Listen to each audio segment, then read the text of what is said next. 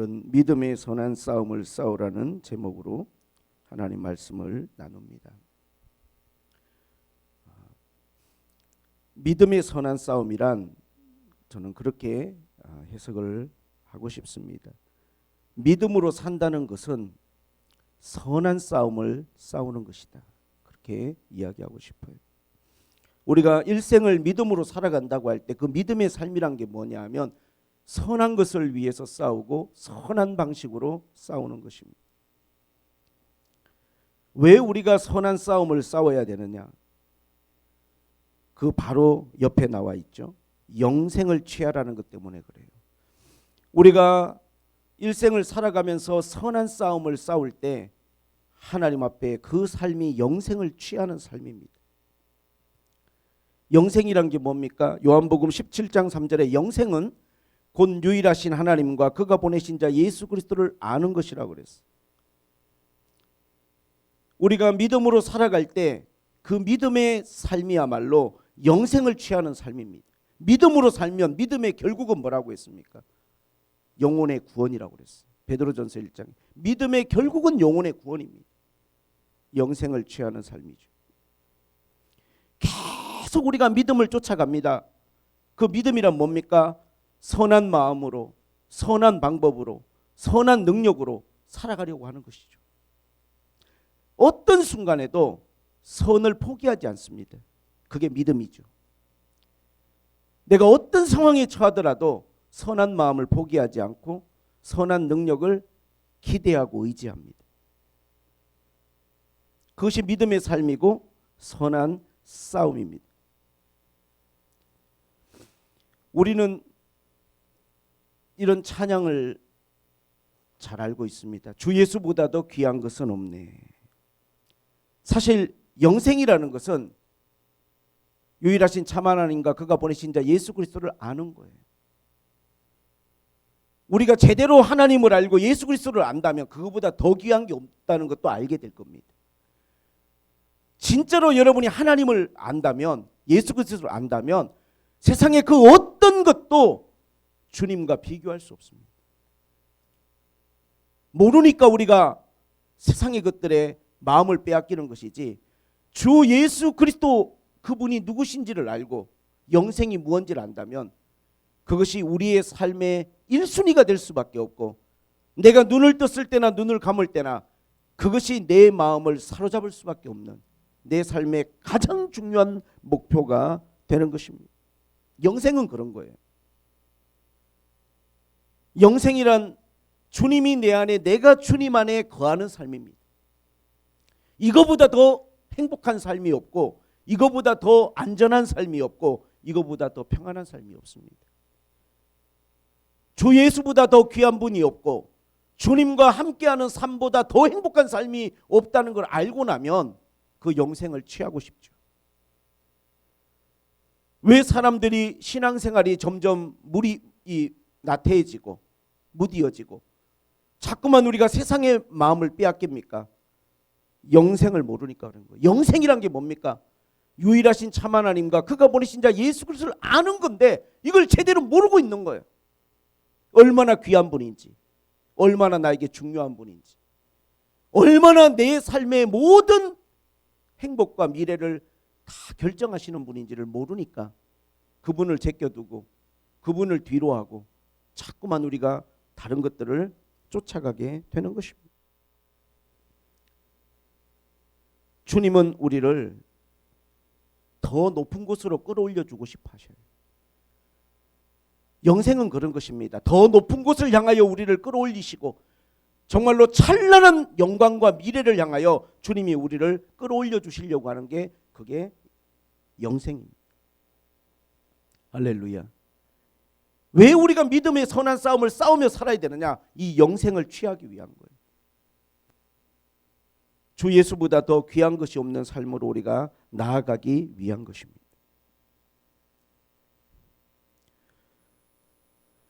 오늘 저는 본문에서 그러면 믿음의 선한 싸움이라는 것은 무엇이냐? 크게 두 가지를 여러분께 말씀드리고 싶습니다. 첫째는 뭐냐 하면 오직 너 하나님의 사람아, 이것들을 피해야 될 게 있어요. 믿음의 싸움을 싸우는 사람은 반드시 피하셔야 될 게 있습니다. 왜? 그거는 믿음의 싸움이 아니고 선한 것이 아니에요. 그러면 이것들을 피하라는 이것들은 바로 그 앞에 나와 있겠죠. 오늘 본문 앞에서 언급된 것, 이것들을 피하라는 거죠.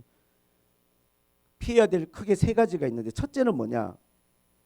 3절부터 읽어보면 누구든지 다른 교훈을 하며 바른 말 곧 우리 주 예수 그리스도의 말씀과 경건에 관한 교훈을 따르지 아니하면 그는 교만하여 아무것도 알지 못하고 변론과 언쟁을 좋아하는 자니 이로써 투기와 분쟁과 비방과 악한 생각이 난다는 거예요.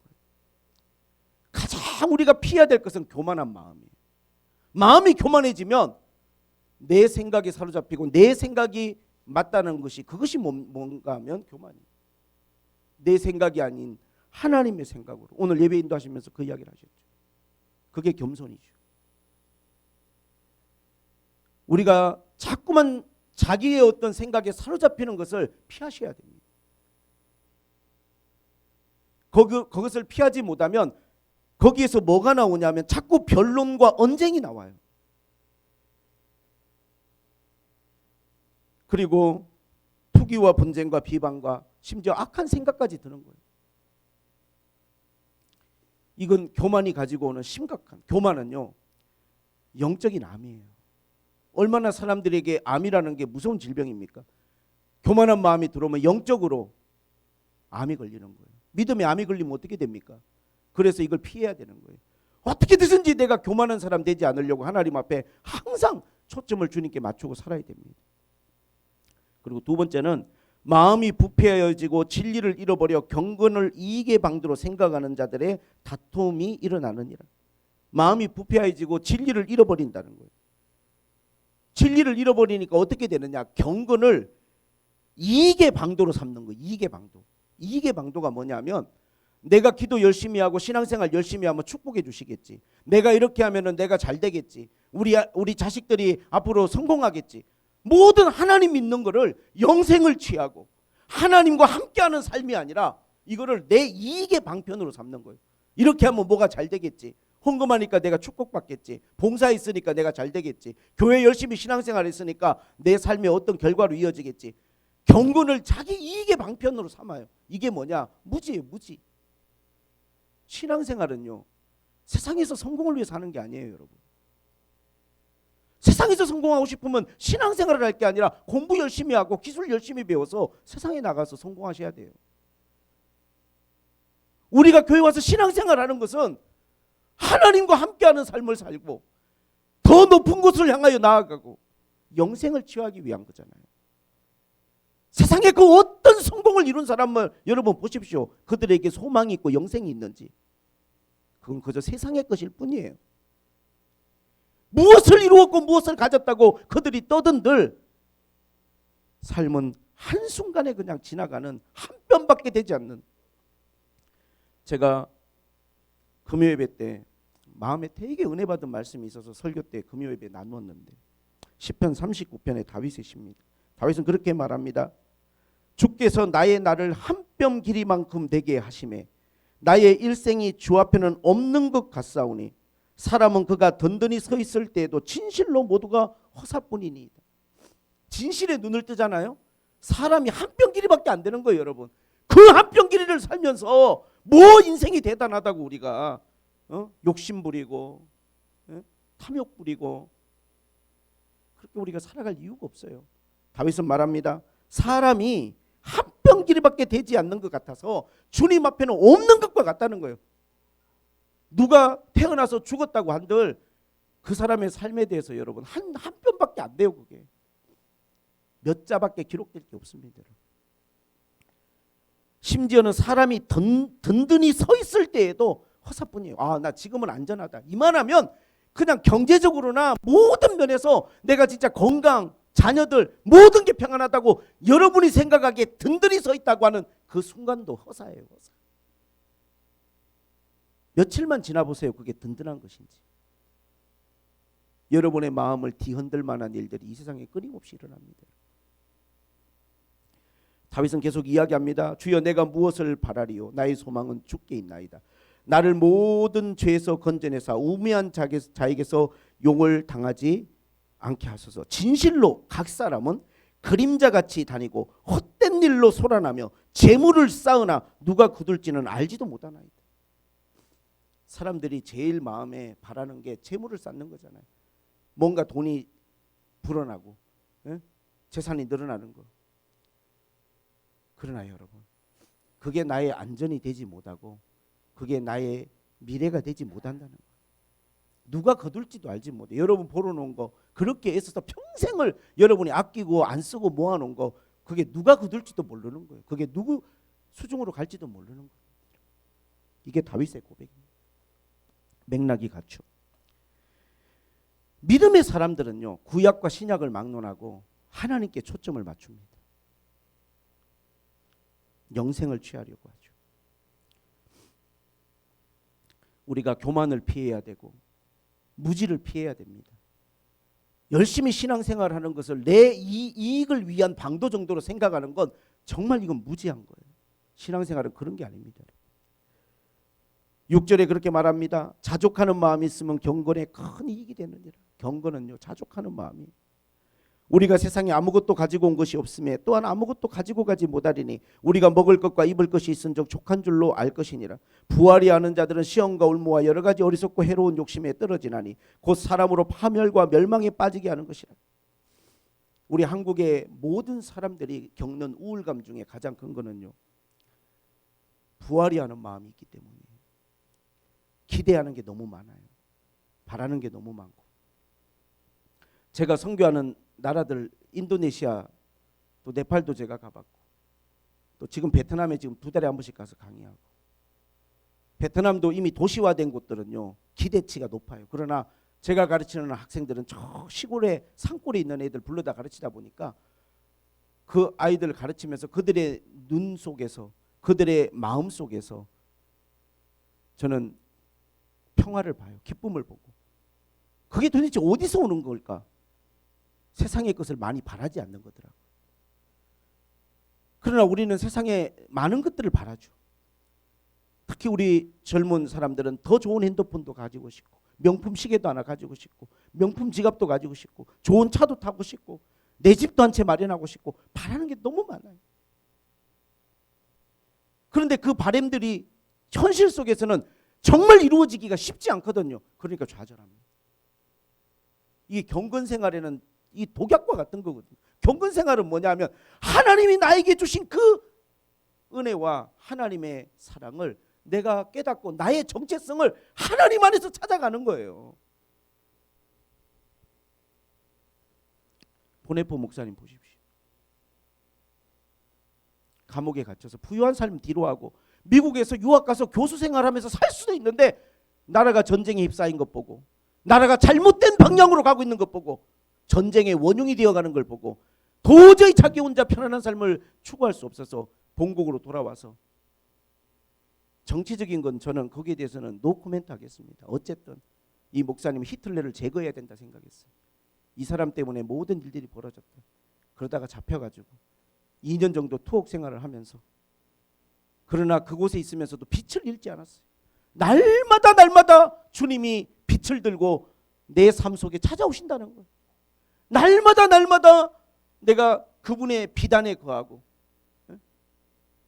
그분의 은혜 안에 거한다는 것이죠. 아까 찬양 우리가 불렀죠. 그 손길로 나를 안으시니 그 평강이 나를 덮습니다. 똑같은 가사예요 이게. 그 선하님의 고요히 감싸여 그 놀라운 평화를 누리네. 그 손길, 그 선한 힘, 하나님의 손길이란 게 뭐냐면 하나님이 이렇게 나를 품어주시면요 선한 마음이 느껴집니다. 나를 얼마나 사랑하시고 나를 얼마나 아끼시는지 하나님의 이 선한 힘, 그 선한 손길을 느끼면요 마음의 평화가 찾아오는 거예요. 부모의 품에 안겨있는 어린아이처럼 마음이 편안해집니다. 어떤 사람은 감옥에 갇힌 게 아니라 멀쩡한 삶을 살면서도 평화가 없는 사람들이 있는데, 오늘 본문을 기록한 사도 바울이나 이 보네포는 감옥에서 투옥 중에 자기 미래를 알 수 없는 암담한 현실 속에서도 평화를 누리고 있어요. 어떻게? 주님과 함께, 그 주님의 손길로, 그 주님의 은혜로. 할렐루야. 특별히 돈을 사랑하면 일만하게 뿌리가 된다고 했습니다. 우리 그리스도인들은 이건 경건 생활에 정말 우리가 믿음과 양립할 수 없어요. 이게 하나님과 재물을 겸하여 섬길 수 없습니다. 주 예수를 가장 귀한 분으로 여러분들이 생각하신다면 그것이 우선순위가 되셔야 됩니다. 이걸 피해야 되는 거죠. 교만을 피하고 무지를 피하고 탐욕을 피해야 됩니다. 돈을 사랑하는 걸 피해야 돼요. 이걸 피하지 않으면 선한 싸움을 싸울 수가 없습니다. 매일 우리는 이것 때문에 시험 들고 상처받고 언쟁하고 마음 상하고 이런 것들을 피하고, 그러면 뭘 또 취해야 되느냐? 여기 보니까 이건 피하고 의와 경건과 믿음과 사랑과 인내와 온유를 따르라는 거예요. 이게 선한 싸움입니다. 6가지나 되니까 제가 짧게 여러분에게 설명을 드릴게요. 따라야 될 것이 6가지가 있는데, 첫 번째는 의를 따르라는 거예요. 의를. 의라는 게 뭡니까? 옳은 거예요. 옳은 거. 항상 우리는 어떤 것들을 하나님 앞에서 결정할 때 이게 옳은 건지를 생각하세요. 의를 따르는 사람은요, 절대로 상황이나 자기 감정에 사로잡히지 않습니다. 내가 하는 일이 선한 일이고 내가 하는 일이 옳은 일인가를 생각하는 거예요. 찬송에 그런 찬송이 있죠. 옳은 길 따르라 의의 길. 의라는 게 뭡니까? 옳은 길을 따르는 거예요. 어떤 상황이 나에게 와도 옳은 길을 가려고 하셔야 됩니다. 그 길은 어떤 길입니까? 하나님이 기뻐하는 길이고 하나님이 좋아하시는 길이, 그게 옳은 길이고 하나님 앞에 의예요. 내 마음에 사로잡히고 내 생각에 사로잡히면 의를 쫓아갈 수 없습니다, 여러분. 옳은 길을 쫓아갈 수 없어요. 많은 사람들이 왜 넘어지고 시험 듭니까? 그것이 옳고 그름으로 보지 아니하고 내 상황과 모든 환경으로 보기 때문에 시험에 빠지는 거예요. 베드로가 물속에 빠진 것처럼. 그런 마음을 가지고 기도하니까 모든 게 명확해져요. 어떤 순간에도 하나님 앞에 저는 그렇게 기도합니다. 하나님, 이게 옳은 것입니까? 제가 어떻게 하나님, 제가 반응하는 것이 옳은 것일까요? 어떤 상황에도. 지지난주에 했던 설교 말씀 제가 있는데, 그 말씀 고린도전서 10장 13절 말씀, 저한테는 지금 마음에 깊이 새겨진 말씀이죠. 사람이 감당하지 못할 시험 주신 일이 없다.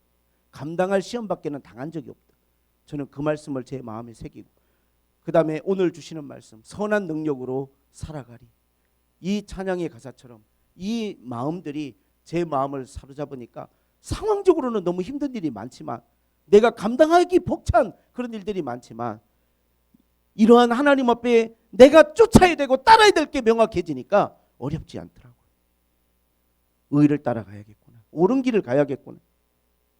두 번째는 뭘 따라야 되느냐? 경건을 따르라는 거예요. 경건은 뭐라고요? 경건은 모든 것의 우선순위를 하나님께 두는 거예요. 주 예수보다 더 귀한 것이 없다라고 생각하는 게, 그게 경건한 삶입니다. 왜 사람들이 경건을 잃어버리고 영적으로 우리가 변질되느냐? 자꾸 하나님이 있어야 될 자리에 다른 게 들어오니까 그래요. 심지어는 그게 내 가족이라도 마찬가지. 내 형제, 내 자식, 누구랄지라도 주님은 그러셨어요. 나보다 더 사랑하면 내 제자가 될 수 없다고. 그건 무슨 의미하는 걸까요? 그것이 경건입니다. 그 모든 것보다 주님을 더 신뢰하고 주님을 더 사랑하는 것, 주님을 가장 최고의 위치에다 두는 것, 이게 경건의 삶이에요. 그래서 하루를 시작할 때도 경건하게 살려고 하는 것이죠. 특히 우리 학생들이나 젊은 친구들은 우리가 살아가면서 재밌는 것도 많고 즐거운 것도 많고 보고 싶은 것도 많고 하고 싶은 게 많지만, 그러나 절대적으로 여러분들이 경건하게 산다는 것은 주님을 가장 우선에다 두고 사는 거예요. 이게 경건의 삶입니다. 근데 그렇게 살려고 하다 보니까 어떻습니까? 싸움이에요. 이거는 의롭게 살려고 하니까, 옳은 길을 가려고 하니까 싸움입니다. 그렇게 가도록 되어 있지가 않아요. 내가 아무리 옳은 길을 가고 싶어도 내 주변 모든 상황이 나를 놔두지를 않습니다. 마귀가 잠자고 있는 게 아니에요, 여러분. 우는 사자처럼 나를 사로잡으려고 해요. 그러니 싸움이죠, 이게. 어떤 일들이 와도 옳은 길을 갈 거야. 의를 쫓아갈 거야. 어떤 일이 와도 주 예수보다 더 귀한 건 없어. 그게 경건이라고. 이게 싸움이에요, 여러분. 하고 싶은 게 있어도, 드는 생각이 있어도, 내가 이런 하나님 앞에 내 가치의 우선순위를 딱 정하고 나면요, 또 생각을 바꾸게 되고 마음을 바꾸게 되고 하나님 앞에 기도의 자리로 찾아가게 됩니다. 다윗이 그런 사람이죠. 인간적으로는 막 수많은 마음들이 밀려와요. 시편 39편 꼭 여러분 다 읽어보세요. 가서 심각한 우울증과 공황장애를 겪고 있습니다. 다윗이 뭐라고까지 표현했냐면 입을 닫았어요. 왜? 입으로 자꾸 죄 지을까 봐. 그러고 나니까 마음이 어떻게 됐다고요? 3절에 보니까 마음이 불 붙는 것 같아. 사람이 할 말을 안 하니까 마음에 여기 불이 붙어 있는 거예요. 마음에 우리가 화병이라고 그러나요? 다윗이 그렇게 표현해서 내 마음이 불 붙는 것 같은 거예요. 너무 괴로워서. 그게 뭡니까? 그게 공황장애고 그게 우울증이지 뭐예요. 그런 일들을 믿음의 사람이 겪고 있다는 겁니다, 여러분.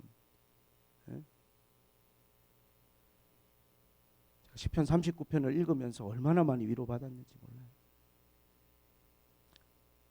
금요일 설교를 여러분과 나눌 수 있었으면 제가 봐서 오후 예배 때 있으니까 제가 그때 금요 예배 설교를 좀 나눌 수 있으면 그때 나누도록 하겠습니다. 어쨌든 우리가 경건을 쫓아야 되고 그 다음에 여기 보니까 뭐라고 했습니까? 믿음의 선한 싸움이라는 것은 그 다음에 믿음과 그랬어요. 믿음과. 믿음이란 것은 항상 저는 정의가 히브리서 11장 6절입니다. 하나님이 계신 것과 그가 자기를 찾는 자들에게 상 주시는 이심을 기대하는 거예요. 오늘 우리가 좀 이따 찬양을 부를 텐데 이 선한 능력으로라는 찬양에 보면 어떤 상황 속에서도 하나님이 내 곁에 계신 것을 절대로 잊지 않아요. 그것만이 힘들고 어려운 상황 속에서 위로가 될 수 있어요. 어떤 상황 속에서 내 주변에 사람이 아무도 없고 아무도 내 편이 없는 것 같은 그런 정도의 절망을 느끼실 때라도 주님은 내 곁을 떠나지 않는다는 그 믿음을 가지셔야 됩니다. 이게 믿음이에요. 어떤 일을 당하더라도 주님은 나를 사랑하신다는 걸 믿으셔야 돼요. 그게 믿음입니다. 내가 이렇게 힘드니까 내가 이렇게 어려우니까 하나님 나를 사랑하지 않나 보다. 그건 이제 믿음을 잃어가는 거예요. 순간순간 믿음의 사람 다윗 같은 사람들도 믿음을 막 잃어갈 것처럼 그렇게 바람 앞에 흔들리는 촛불처럼 위태로울 때가 있지만 결국은 하나님을 찾아가서 기도하고 하나님을 기대하는 것으로 끝이 나요. 나의 구원은 나의 소망은 주께 있나이다. 39편 7절에 나의 소망은 주께 있나이다. 이게 믿음입니다. 아까 찬양했죠. 믿음으로 일어날 일 기대하네. 보네포의 시예요. 아니 무슨 일이 일어날 수 있을까요? 내 앞에 기다리는 건 죽음밖에 없는데. 내 앞에 기다리고 있는 건 죽음밖에 없는데 무슨 믿음으로 일어날 일을 기대합니까? 그러나 그 기대를 내가 죽는 순간까지 절대 놓지 않습니다. 50년 의사생활 하신 분이 이 보네포의 마지막 죽음을 옆에서 목격하고 세상에서 이렇게 경건하게 죽는 사람을 본 적이 없다고 그랬어요. 짧게 주님께 기도하고 절대로 비굴하게 가지 않고 당당히 죽음을 맞이했는데 저는 그 마지막 기대는 그런 거였을 것 같아요. 내가 이 땅의 숨이 끝나면 주님의 식탁에 앉게 되겠지. 그런 기대를 하지 않았을까. 마지막 순간에도 기대를 포기하지 않습니다, 여러분. 어떤 순간에도 절망하지 않습니다. 믿음의 사람. 사도 바울은 말합니다. 사방으로 에워싸임을 당하고 내가 거꾸림을 떨림을 당하고 세상에 내가 찌꺼러기 같은 대접을 받고 음식 찌꺼기 여러분 누가 좋아합니까? 손으로 만지고 싶어요? 내가 세상에 그런 대접을 받아도 하나님의 사랑에서 나를 끊을 수 없다. 이게 믿음이에요. 어떻게 해도 하나님에게서부터 나를 멀리할 수는 없어. 이게 믿음입니다. 그리고 또 무엇입니까? 사랑. 사랑이라는 것은 여러분 너무 우리가 많이 쓰는 마음이죠. 사랑은 그런 거예요. 잘 되기를 바라고 그것을 위해서 힘쓰고 그것을 위해서 최선을 다하는 게 그게 사랑입니다. 하나님은 우리가 잘 되기를 바라죠. 더 높은 곳으로 영광의 자리로 구원의 자리로 영생의 자리로 가기를 바라시고 그걸 위해서 십자가까지도 주님은 다 짊어지셨죠. 그게 사랑이잖아요. 부모가 자식이 잘 되기를 바라는 마음이 사랑이죠. 그러나 부모의 사랑에 약간 사랑의 왜곡이 있어요. 그건 뭐냐? 이 자식이 잘 되기를 바라는 마음 속에 세상의 성공을 잡고 잘 되는 걸로 여러분들 거기에 대입시키면 또 경건을 이익의 재료로 삼는 게 되는 거예요. 내 자식이 잘 된다는 게 뭡니까? 믿음 안에 똑바로 서 있는 거예요. 선한 싸움을 싸우는 거예요. 옳은 길을 가는 거예요. 우리 애가 좋은 직장 들어가고 남부럽지 않는 삶을 살고 엄마가 열심히 기도하고 아빠가 열심히 신앙생활을 하니까 이게 내 자녀들이 잘 되고 성공하는 거야. 사랑은 잘 되기를 바라는 마음이지만 그거는요 욕심이고 욕망이에요. 집착입니다. 사랑이 아니에요. 사랑은요 내 자식의 영혼이 내 자녀의 영혼이 바로 서기를 바라고 건강하기를 바라고 하나님과 동행하기를 바라는 거예요. 삶의 문제라고 하는 거는요 하나님 앞에 바로 서면 하나님 다 인도하십니다. 다 하나님 인도하시는 거예요. 뿐만 아니라 사랑이란 건요 내 주변에 있는 형제 자매들이 잘 되기를 바라는 마음. 믿음의 선한 싸움은 그런 마음이에요. 왜 이게 싸움이냐? 그런 마음이 우리 안에 없거든요. 그래서 싸워야 되는 거예요. 모든 사람의 마음속을 제가 들어가 보진 않았지만 제 마음을 포함해서 대부분의 사람들의 마음이 나와 내 가족만 잘 됐으면 잘 되기를 바라는 마음이 되게 많아요. 가족만이 아니라 우리가 잘 되는 거예요. 가족에 대한 사랑으로 국한되어 있는 경우가 많아요. 누가 다른 사람이 잘 되는 거에 그렇게 관심이 없습니다. 근데 우리가 예수를 믿고 나서 달라진 게 뭡니까? 어떤 순간에도 내 형제가 잘 되기를 바라는 마음을 포기하지 않습니다. 어떤 순간에도 한순간도 그 마음을 놓지 않아요. 그 영혼을 위해서 기도하고 그 사람을 사랑하려고 하죠. 그러니 싸워야 됩니다. 나의 욕망, 나의 사랑과 하나님의 사랑 사이에서 우리는 싸우고 있는 거예요. 이게 믿음의 삶입니다. 그래서 믿음의 선한 싸움을 싸우는 거예요. 근데 우리가 이런 믿음의 삶을 살고 사랑의 삶을 살기 위해서는요 하나님의 능력으로 선한 능력으로 우리를 감싸주셔야 우리가 싸울 수 있지 나한테는 그런 게 나오지가 않아요. 내 힘으로는 이 선한 싸움을 싸울 수가 없습니다. 그 하나님의 힘에 내가 사로잡혀야 되죠. 할렐루야. 그렇게 우리가 살아야 됩니다. 하나님 안에서 내 자녀들이 또 내 형제 자매들이 잘 되기를 바라야 돼. 진심으로 기도해야 됩니다. 이게 여러분들이 선한 싸움을 싸우는 거예요. 사도 바울의 마음이 그거예요. 지금 감옥에 있는데도 디모데에게 편지 쓰잖아요. 정말로 디모데를 사랑하고 나는 이렇게 이제 내 사명을 끝내고 가지만 너는 끝까지 선한 싸움을 싸우고 그걸 포기하지 말아라. 그 선한 싸움은 뭐냐? 의와 경건과 믿음과 사랑과 할렐루야. 그리고 인내와 인내는 뭡니까?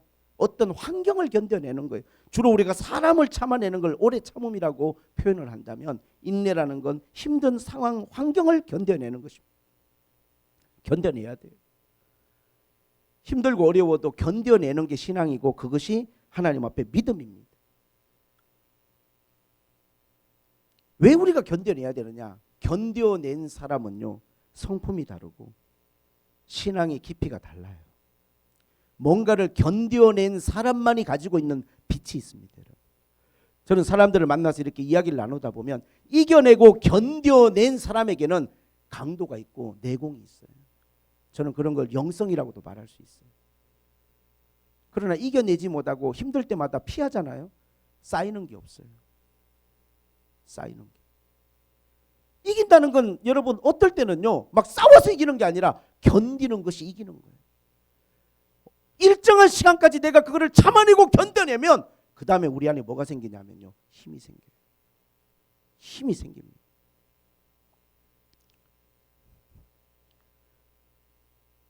제가 작년인가 우울증 하나님의 선물이란 책을 하나 샀어요.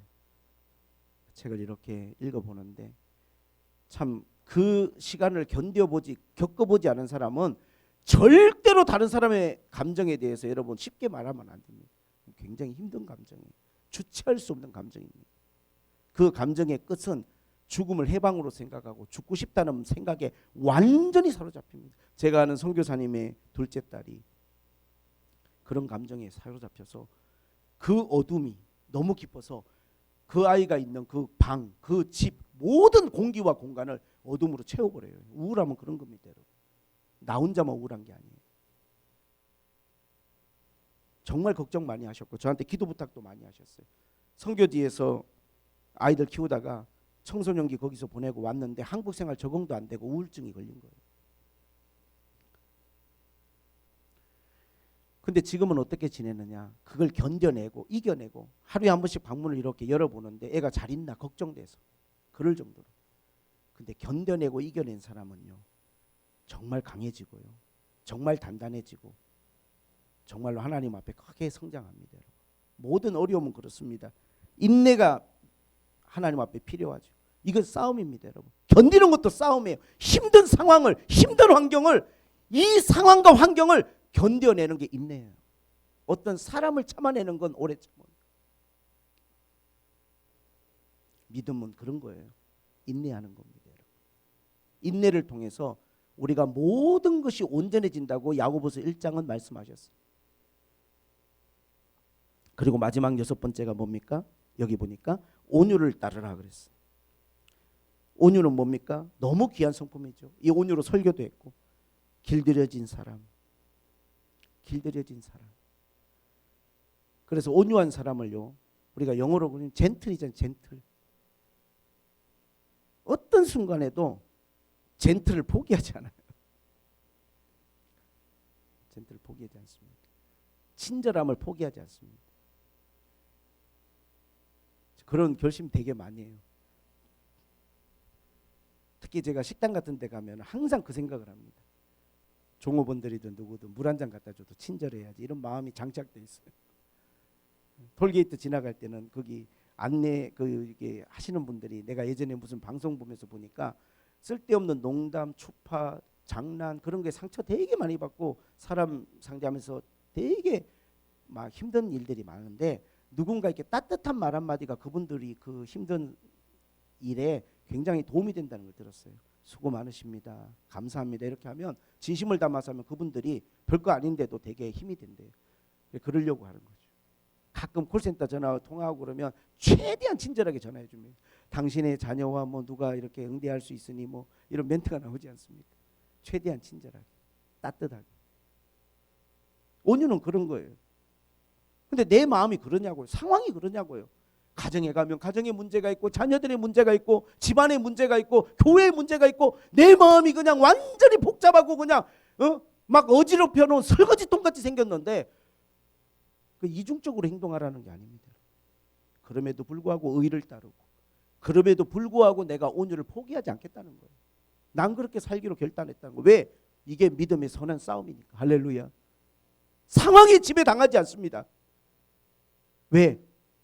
우리가 영생을 취해야 되니까. 영생을 취해야 되니까. 신앙생활 아무렇게나 하고 경건을 이익의 재료로 삼고 교만도 부리고 뭐 어떻게 해도 나는 영생 받겠지, 나는 구원 받겠지, 그런 생각하고 있는 잘못된 그리스도인들이 너무 많아요. 사도 바울은 그렇게 말하지 않습니다. 믿음의 선한 싸움을 싸워야 됩니다. 할렐루야. 제가 오늘 말씀을 마치고 선한 능력으로 찬양 여러분과 한번 불러보고 싶었어요. 저 혼자 막 새벽 2시에 저기 목양실에서 막 큰 소리로 막 찬양 부르는데 은혜가 넘쳤어요. 그 감동을 오늘 여러분과 함께 한번 누려보고 싶습니다. 보네포의 마음, 그의 영성, 그의 마지막 순간에 하나님을 향한 하나님에 대한 집중, 이런 것들을 이 가사 속에서 한번 같이 느껴봤으면 참 좋겠다는 마음입니다. 제가 기도하고 일단 설교 마치고 같이 한 찬양을 같이 드려보죠. 하나님 아버지, 오늘 주신 말씀 속에서 길을 찾고 내 인생의 답을 찾고 하나님의 진리가 내가 가는 삶의 빛이 되게 하여 주시고 길이 되게 하여 주시옵소서. 예수님의 이름으로 기도하옵나이다. 아멘.